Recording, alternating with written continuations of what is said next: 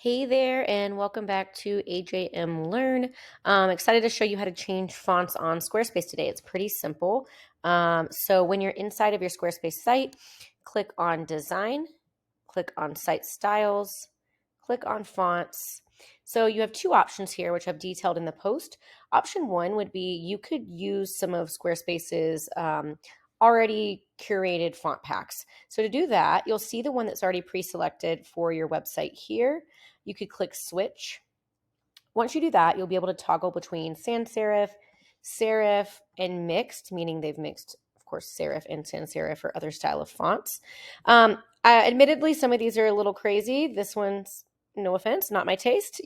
Certain ones are not what I would personally choose. There's some a little bit of wacky ones in here, but there's also some really great options. This is a really great option. There's some really good ones in there. So you can totally pick one in here and get a really, really good result.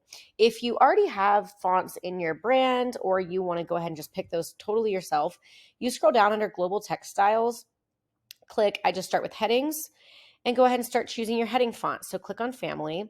You'll see the one that is already chosen, checkmarked, but then you can click browse all fonts. So at the top, the really popular ones, I think is how they do it, but organized by sans serif, serif, display, script, slab serif, mono, and then you get to other. Now, when you get to other, there are I, of course, have not counted, but I think thousands of fonts. I mean, I'm still scrolling and we're still in the A's. So lots and lots and lots of fonts. So you can scroll through, take your pick, go crazy. You can also search if you already know, a font that you might want. The search, I'll admit, is sometimes, okay, I did pull it up. Sometimes I'm searching a font that I know and it just will not pull it up, but it's doing pretty well today. So see if your font's in there. So it doesn't have all fonts. So it has a lot of Google fonts, a lot of other fonts, but they're not all there. So you just have to check. Once you're there, you can go back a screen. You can choose the weight. So that's like the thickness of the font. The style, I don't know why you would have it all italic, but it is an option. Never needed that option, but line heights, that's kind of spacing between the lines of text. Letter spacing, if you wanted more spacing between your letters, kind of like how I did here in my logo. Text transform, if you wanted this to be all uppercase, all lowercase, or to go ahead and automatically capitalize is sometimes really useful, so you don't have to worry about keeping that standard. And then you're choosing your font sizes. It's pretty standard to have 4 heading sizes on your website. And you or your designer can kind of help you figure out how to use those. But you can set all those sizes here. It is helpful. What I do, this site's already designed, but it's really helpful to, if you just started your website, go ahead and throw a heading 1, a heading 2, a heading 3, heading 4, and body copy on the page. So then you can actually see it react as you're changing it here. So for example, this is a heading 1. I could actually see it changing as I'm in here. If I chose a different font, I could see it changing. So that's nice. So you're not just kind of guessing.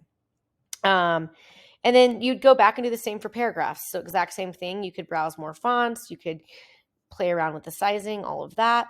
And then buttons, pretty straightforward to style your buttons. From there, it gets a little crazier. You can go into assign styles. You're styling your header. So all the your links, announcement bar, if you're using that. There's a lot of options in here. Definitely suggest taking some time to go through here if you're using any of these features. They're just more specific features.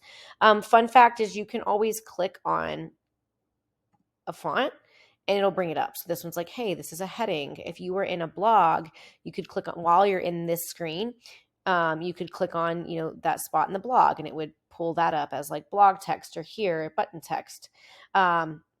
Of course, it clicked on the button. But yeah, pretty straightforward. Read the guide. We talk a little bit about how to pair fonts. You can also go to our sister website, which is what this one's based off of, ajmexperience.com. There, if you just sign up for our newsletter, you can get our free font pairing and color scheme guide created specifically for Squarespace. So there's a lot of cool options in there. Yeah, hope you enjoy and good luck.